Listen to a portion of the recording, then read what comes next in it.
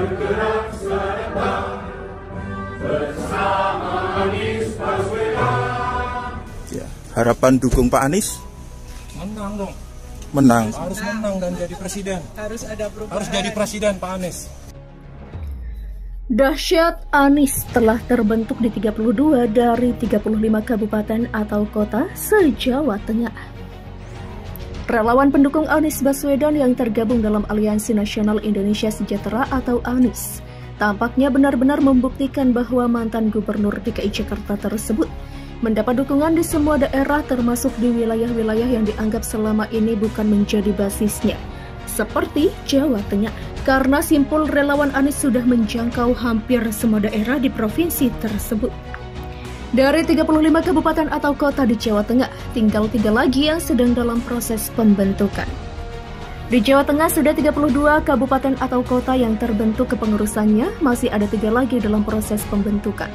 Kalau secara nasional kami sudah hadir 34 provinsi dan di hampir 400-an kabupaten atau kota, kata Koordinator Presidium DPP Anies Laode Basir usai melantik pengurus DPD Anies Kabupaten Blora, Jawa Tengah. Di Jawa Tengah sudah 32 kabupaten kota yang sudah terbentuk kepengurusannya, masih ada 3 lagi dalam proses.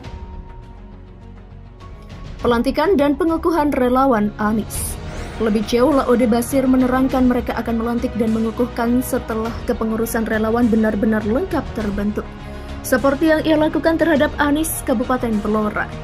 Ini adalah pengukuhan pengurus relawan Anies di Kabupaten Blora. Sudah menjadi rutinitas kami di relawan Anies. Setelah terbentuk relawan, kami lantik, kami kukuhkan, kami organisir supaya perkumpulan kami, istilah saya itu bukan berkerumun, tetapi berbaris, bentuk barisan, tentu ada aturan mekanisme organisasi di situ. Demikian ucapnya.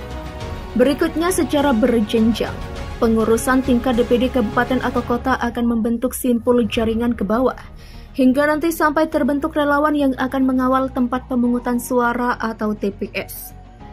Kami amanahkan kepada mereka, silahkan membentuk jejaring kepengurusan ke kecamatan-kecamatan. Nanti kecamatan amanahkan untuk membentuk relawan di desa atau kelurahan. Desa atau kelurahan akan amanahkan untuk kepengurusan di TPS-TPS. Demikian urainya. Ya, langkah kami amanahkan kepada mereka seperti tadi yang saya sampaikan. Silakan membentuk jejaring kepengurusan ke kecamatan-kecamatan. Nanti kecamatan amanahkan untuk ke desa kelurahan kan amanahkan untuk membentuk kepengurusan di TPS-TPS. Sosialisasi sosok dan prestasi Anies Baswedan. Semua relawan Anies bergerak mensosialisasikan sosok dan berbagai prestasi Anies untuk menggalang dukungan dari rakyat agar bisa memenangkan Pilpres 2024 mendatang. Target kita tunggal, bagaimana bisa memenangkan Anies Rashid Baswedan secara umum dari kami pusat. Berapa persentasenya? 50+1% ke atas. Demikian tandasnya. Pada kesempatan tersebut dia juga menjawab pertanyaan siapa yang akan menjadi calon wakil presiden mendampingi Anies Baswedan. Laode memastikan mereka akan mendukung siapapun yang akan menjadi tandem bakal calon presiden usungan Nasdem tersebut. Tentang wakil, prinsip kami dari relawan, kami ini adalah loyalis Anies Rashid Baswedan.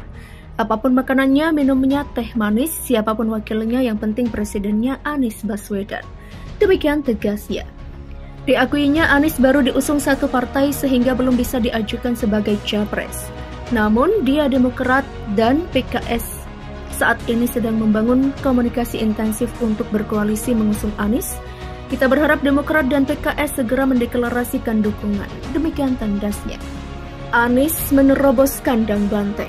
Sebelumnya Laode Basir juga menjawab wartawan apakah tidak merasa berat berjuang di Jateng yang dikenal sebagai kandang banteng usai melantik pengurus DPW Anies Jawa Tengah.